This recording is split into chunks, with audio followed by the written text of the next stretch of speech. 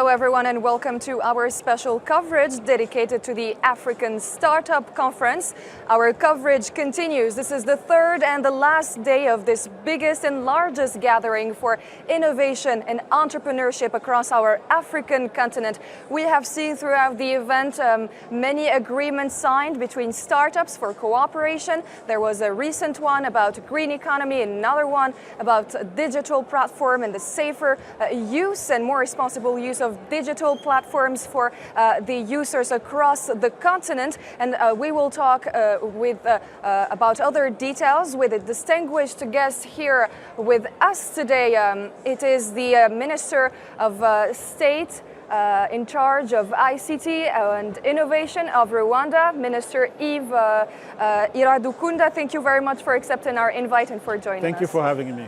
Thank you very much. Minister, in this year's edition, Rwanda is the guest of honor. It is symbolic because we know Rwanda is seen across the continent as a model for digital transformation and for innovation. What does it represent for you?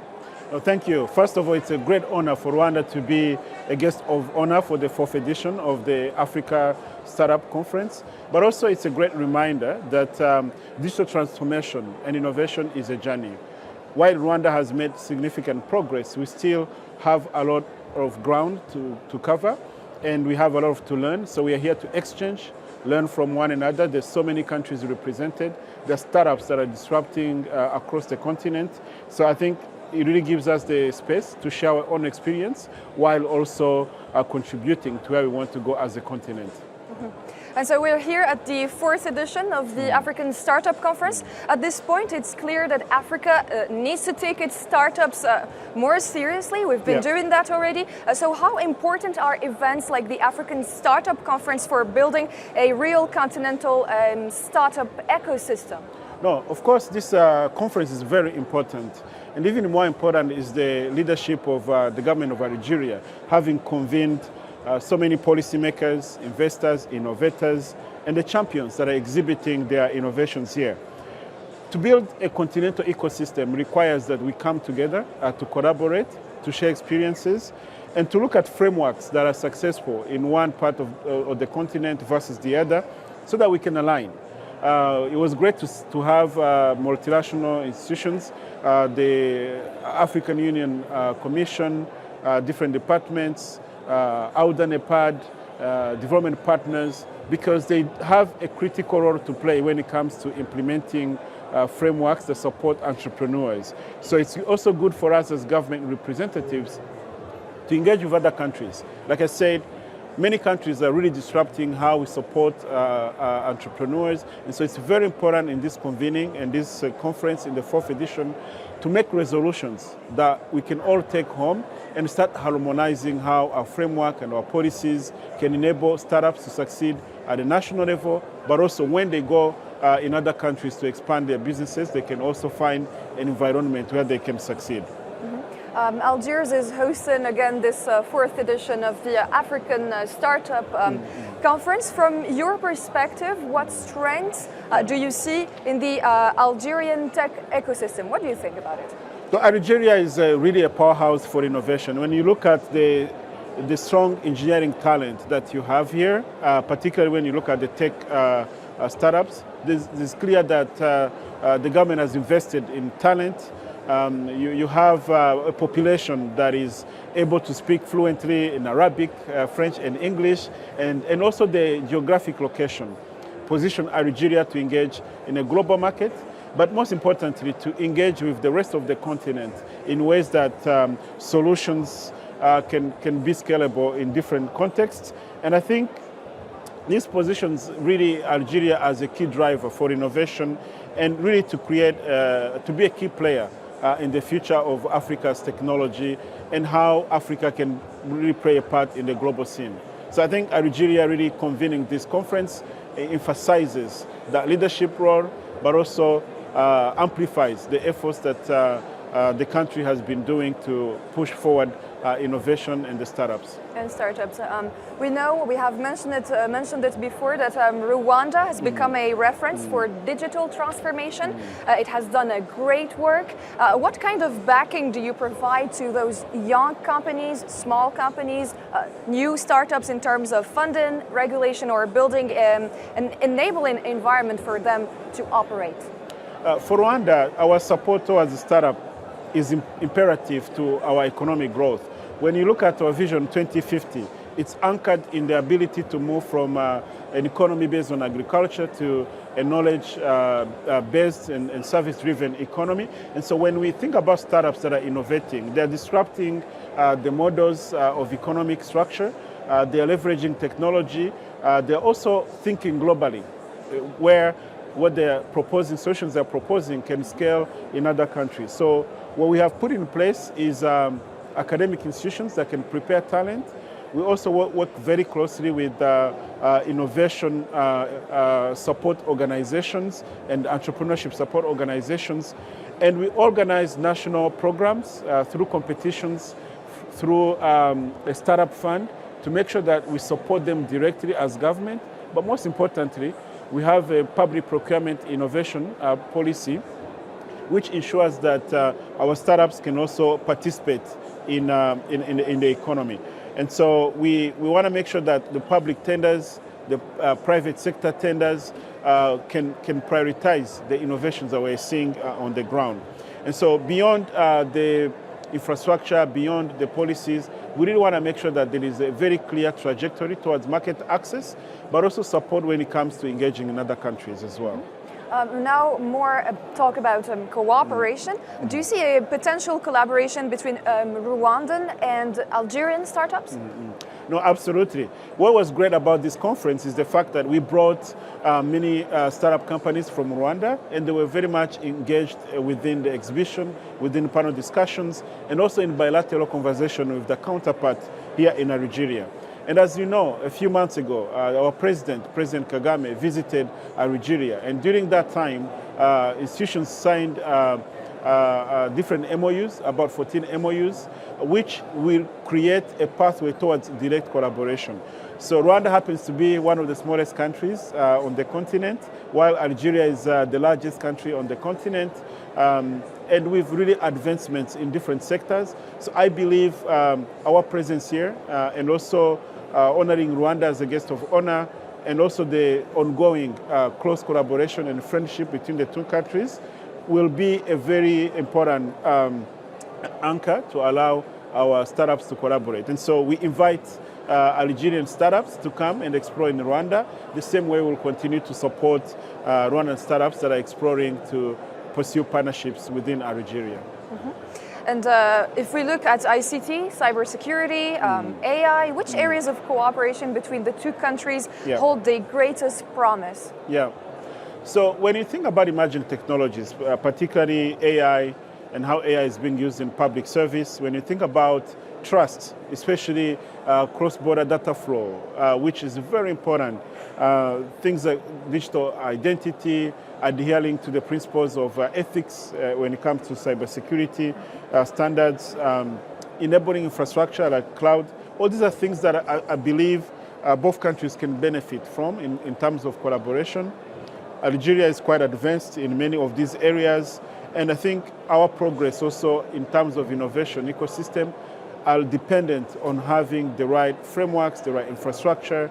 And so when our two countries engage and we have these seamless frameworks and enabling infrastructure, our startups will benefit. So I think these are very good areas that you point out that I can foresee close collaboration from a business point of view, but also from a governance public service delivery going forward. Do you see any areas of potential collaboration apart from cybersecurity, AI, and ICT, perhaps in the agri-tech or any other areas? Absolutely. Agri-tech and also healthcare technologies. Agri-tech, because Rwanda is still dependent primarily on agriculture-based economy, and we want to become a knowledge-based economy. So when we think about improvements in agriculture, they require really investing heavily in technology. But but also our healthcare. Now with technology, we can deploy telemedicine, we can have data analysis that help us understand disease. And in Rwanda, we've set up a biotech facility, which is helping on vaccine research and manufacturing eventually. And these are areas where we can deploy technology, we can have close collaboration between our scientists, our researchers, and innovators to make sure that we deploy solutions that are contextualized to the challenges we have on the continent. Mm-hmm. And there is another core question, which is inclusion. How do we make sure that innovation benefits everyone, all Africans, included in rural communities and the most remote ones that are perhaps underprivileged? No, thank you. It's a very important question, because what we have seen previously is that these innovation support structures tend to be concentrated in urban areas while rural areas are left behind. For Rwanda, more than 60% live in rural areas. So what we've done, we looked at successful models within the city of Kigali, the capital city, and we've been now deploying those models within the secondary cities. Okay. So for instance, you have innovation hubs that are now present in 7 districts that are critical to our economy. And these are cities that assist the capital cities. So what we do through development partners, national programs, we emphasize that they usually start from ideation programs within the innovation hubs across the continent before they can grow into a national program. So when we do national competitions for innovators, we run ideation workshops, we run boot camps in those innovations, and eventually we come at the national level to showcase the innovations that are coming from different parts of the rural areas.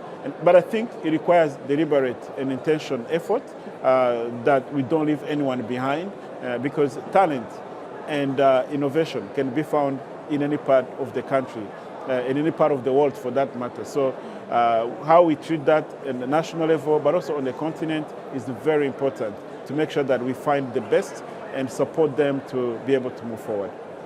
And startups today, they also play a role in Africa's independence. We know that.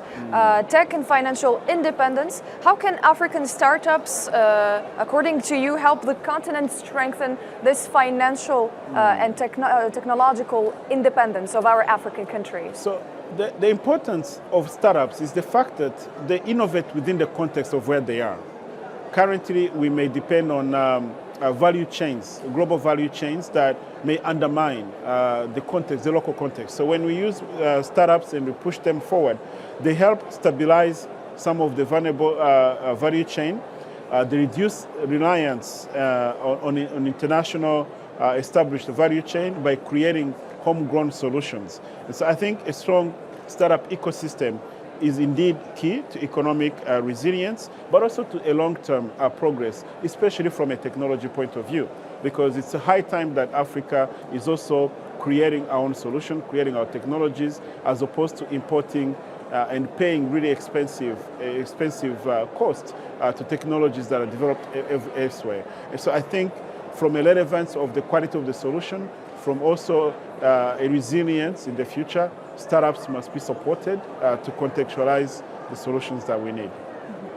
So finally, speaking about funding and funds, do you think Africa is close to building a strong African-led funding mechanism? Algeria has launched just this year, a GPLP summit, along with other programs. We have many programs and incentives, tax incentives for everyone who wants to start a startup, for entrepreneurs, to better fund and support those startups. How do you see the efforts of Algeria, the efforts of the president in this area? We are definitely moving in the right directions. In fact, in the conversations we've had throughout the conference, there is a leadership and example from Algeria, but also there is policymakers from across the continent who are present in the conference, converging to this idea that we need to have a structure, whether you call it a fund of funds, whether you call it a continental fund, but where at the national level there are very clear funding mechanisms that are adapted to the realities, but ultimately we need to be able to have a continental understanding and framework so that when startups move from one country to another, from one region to another, they can still access investment. And I think it has to be led by Africa. And so the decision for Algeria to create the GPLP summit is very important. It's a move in the right direction, but also inspires other countries to move in the right direction so that we can create a continental framework that can support African innovation with African capital. And how far do you think have we come in these initiatives? So I think the fact that we are here for the Africa Startup Conference 4th edition is a testament to how far we've come. When you look at the growth of the audience, up to 25,000 participants, many countries present, many solutions being exhibited, it's very clear that there is an African movement that is willing to make progress. It's very clear that our youth are ready to innovate.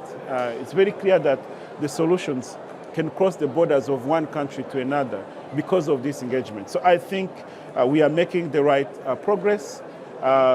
We must continue to adopt the resolutions we make in this conference to ensure that at national level we adopt those resolutions, and when we come back next year we can celebrate even more progress. We can see the future of Africa that is resilient, that is innovative, that also relies on our own young people to create the Africa we want. To create the Africa we want. Thank you very much for your time and insights, Honorable Minister. Thank you. Thank you very much for having me. Thank you, and thank you for watching. I'm Miriam Zian, and see you in the next time.